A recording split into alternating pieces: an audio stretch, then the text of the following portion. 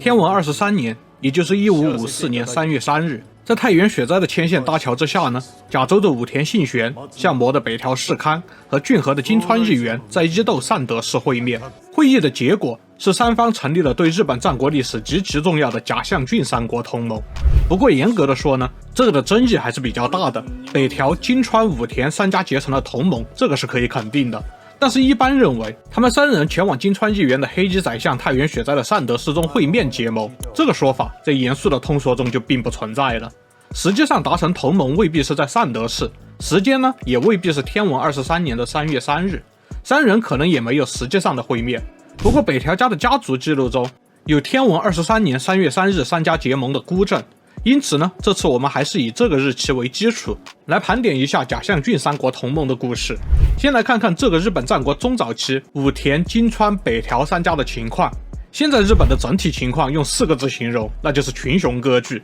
而武田信玄在甲斐的情况是，武田家原本就是甲斐守护，相当于室町幕府认可的甲斐国的主事者。但是之后呢，由于武田家的家族内部纷争，而导致了家道中衰，甚至一度导致了甲斐国无守护。再然后呀，信玄的父亲武田信虎崛起，经过饭田河原之战等战役之后呢，于大永元年，也就是1521年，完成了对甲斐国的重新统一。一开始呢，武田信虎带领的武田家是多次与邻国的金川家和北条家发生冲突，但是后来金川义元在花仓之乱中成为了金川家新的当主，义元又与北条家之间关系变得微妙。天文6年，武田信虎将女儿定惠院嫁给了金川义元作为正室，从而与金川家结盟。然而4年后的天文10年，武田信虎前往骏河看望这位出嫁的女儿时，其子武田晴信，也就是后来的武田信玄，突然发动了政变，夺取了武田家家督的位置，信虎也就被迫的留在了骏河。而北条家在甲相郡同盟之前的情况呢，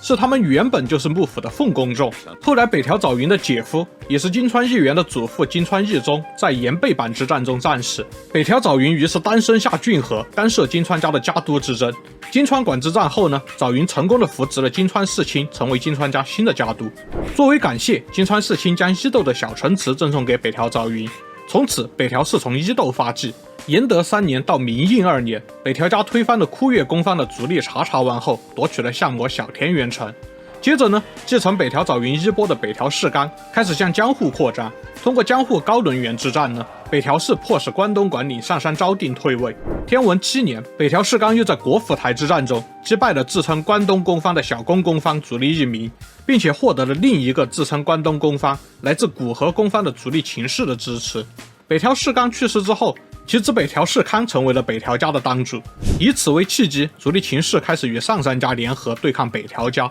之后呢，氏康在天文15年的和月夜战中，彻底击溃了朝廷的公方和关东管领在关东的社会信用，扫除了来自幕府中央的合法性不足的障碍之后，北条家以实力控制了关东。那么被迫逃亡的关东管领上杉宪政就不得已向越后的长尾景虎，也就是后来的上杉谦信求助。直到后来，上杉宪政将关东管领的职位和家名的继承也都交给了上杉谦信。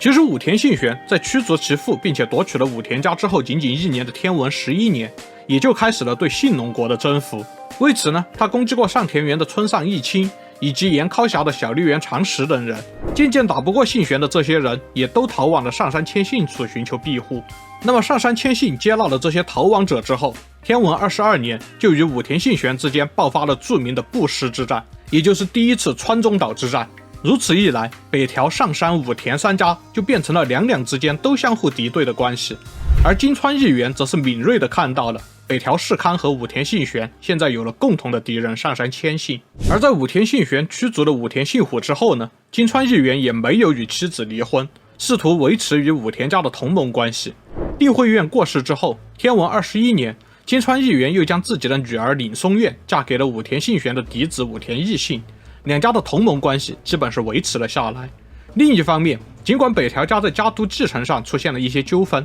但是从北条早云的时代开始，金川家和北条家就一直维持着亲戚关系，一直都相当友好。在北条家眼里，基本是和金川家结盟，共同对抗武田家的关系。而另一方面呢，金川义元控制了骏河和远江之后，又将山河松平家年幼的家督松平元康，也就是后来的德川家康作为人质收在了骏府城，并且金川义元将其收为养子，以此间接地控制了山河国。金川家在山河的扩张，又使得他们与从另一个方向向山河国扩张的尾张之虎织田信秀之间多次冲突。后来呢，织田信秀让自己的嫡子织田信长娶了美浓国大名斋藤道三的女儿隆基，以此解决了另一个方向上的担忧。之后呢，信秀和信长都对山河国虎视眈眈。因此呀，为了全力对抗日益强大的西方威胁织田家，金川义元也希望有一个更安定的后方环境，试图与北方的武田家和东方的北条家关系更进一步。为了达成这个目的呢，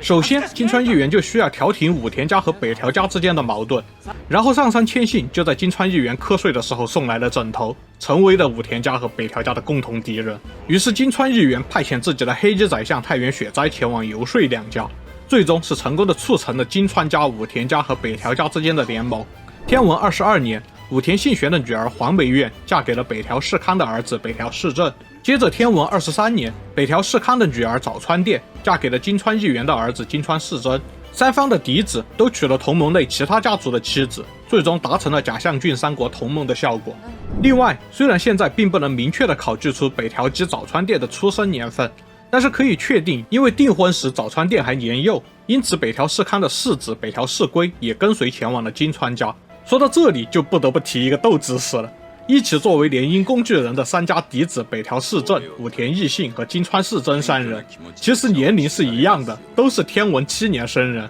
最后也都是壮志难酬，还是挺有缘分的。总之，确定结盟时，这三个人都是16岁，所以如果真的存在善德氏之盟的话，我猜实际的情况应该就是三个大公司的总裁交换名片说客套话，然后给儿子们创造互相结识的机会，这种商务活动吧。当然，这个同盟不仅是对提议者金川义元有利，对武田信玄和北条氏康也是同样如此。通过这种相互制约，他们不用担心后方的威胁了，可以专注于各自眼前的敌人。对于北条家来说呢，他们还有更重要的统一关东的目标，而对于武田家来说呢，他们则是有上杉家这个更直接的威胁。然而，这个同盟虽然对战国历史重要，却也仅仅维持了6年就开始动摇了。因为永禄3年5月，金川义元在统辖间之战中出乎意料地被织田信长讨杀。此战之后，武田信玄就对在川中岛和上杉谦信死磕变得没有太大的兴趣了，反而联系了通过统辖间之战从金川家独立出来，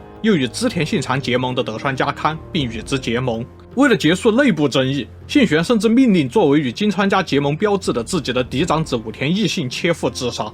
到了永禄11年，也就是1568年，武田军进攻金川家旧领地郡府城，战败的金川氏真和妻子早川殿甚至没有能力准备轿子，不得不手牵手赤脚从金川馆走到了挂川城，充满屈辱。作为早川殿的父兄，北条氏康和北条氏政在得知之后被彻底激怒，几乎发动了全力与武田家作战，甲相郡同盟也随之崩溃。最后呢，是德川家康在攻打金川氏真最后的根据地挂川城时久攻不下，双方谈判以德川家康保证金川氏真安全的返回骏河国为条件开城。不过其实北条军是帮助金川家与武田家作战，却不顾金川家和德川家之间的战斗。最后也是北条水军的到来迫使金川氏真接受了投降的条件，之后才前往北条家寻求庇护。挂川城易主之后，北条家也是继续派兵支援德川家抵抗武田信玄的进攻，可以说是和金川家的同盟无关，反正就是和武田信玄磕上了。这种敌对直到三方原之战后才有了缓和的趋势。